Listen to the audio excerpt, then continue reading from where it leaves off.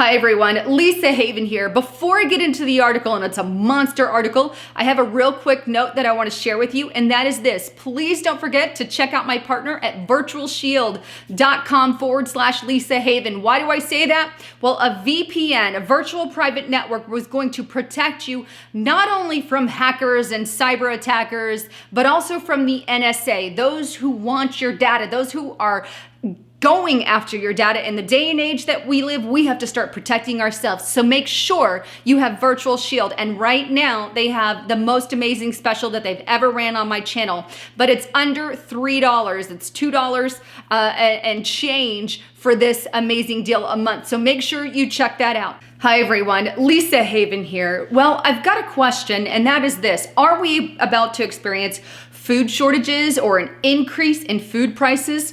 If not, then why are the globalists suddenly pushing an insect delicacy? And why has this map surfaced showing pretty extreme losses in our food supply, specifically in our crops? Now, all that to say, this is not to panic, but I just want to show you the main information so you have a detailed idea. I'm not saying that all the shelves are going to be empty, obviously not. I'm just asking simple questions and saying prepare for the possibility of a food spike. Now, why do I say that? Check out this map. This is from iceagefarmer.com, who put together this map that shows crop losses across the globe.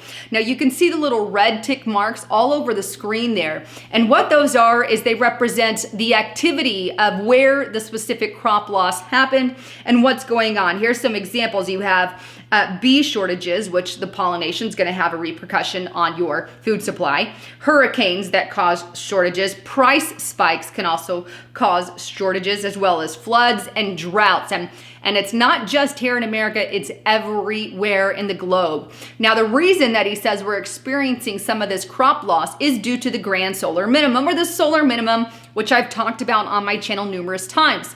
Now, what is the solar minimum? Well, for starters, it's a cycle. It happens every 11 years. So it's very likely every 11 years you have some kind of uptick in your food prices and everything in that area, but 11-year cycle. Now, what happens during a solar minimum?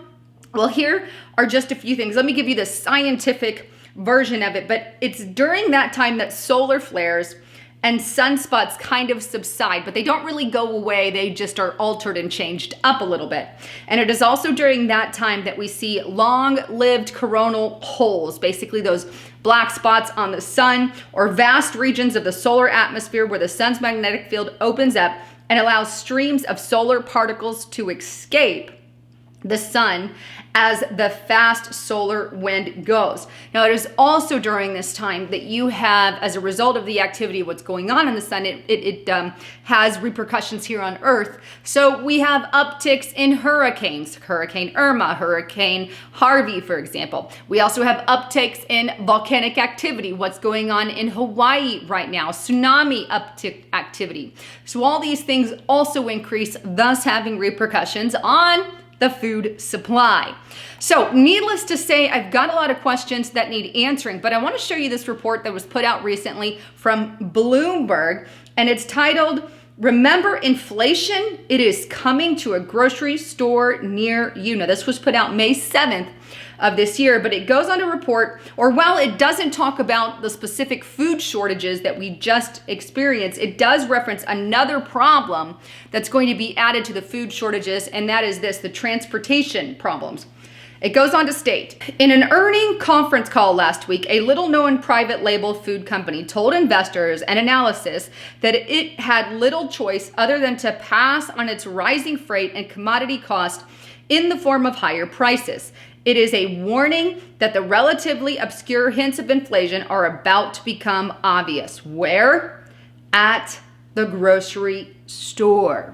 That's a Bloomberg article specifically telling you that there are going to be increase in freight and commodities as far as the food is concerned. And as they state, that could be a sign of, well, inflation on our food. So one problem, we have a little bit of crop failure going on due to the grand solar minimum. And second, we have problems where we're increasing the freight and commodity of the particular food transportation and everything under the sun involved with that. So let's get a little third number in on this. Well, the globalists are doing a little something awkward as well, and that is pushing insects as an actual food. Check out this report from itv.com put out May 21st of 2018, and it states, would you eat insects?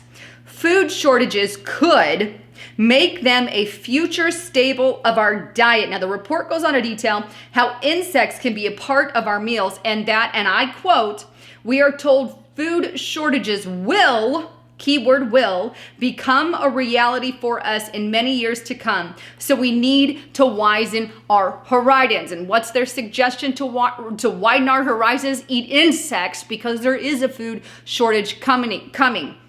Here's another report from Minnesota, cbslocal.com. This one turned my stomach sick, but it's titled Cockroach Milk. Experts call insect dairy the next superfood. I don't know about you, but drinking cockroach milk is not something I will ever do, no matter what expert comes out and tells me it's good for my body. Number one, because I live by a principle. You are what you eat. You are what you drink. You are those things that you put into your body. If you've had a child, then you know exactly what I mean by that. And same with all of us. What we eat can make us sick. What we do can make us better. It just depends. And I don't know about you, but is this a signal where the elite are trying to say cockroach is a good thing and put it on some kind of pedestal and get all the backing that they need to get, when in the end, it just corrupts our body? I don't know. I would never drink that stuff, and I would warn everybody to the hilt that that stuff is bad, simply because you are what you eat and drink. Anyhow, I'd love to get your assessment. Lots of things going on here with the food and the food prices, all nonetheless to say, hey, be prepared, be ready. And I've got all the links below if you want to check them out, and make sure you're covered on many different avenues. Anyhow, thanks again for tuning in. I'm Lisa Haven, signing out.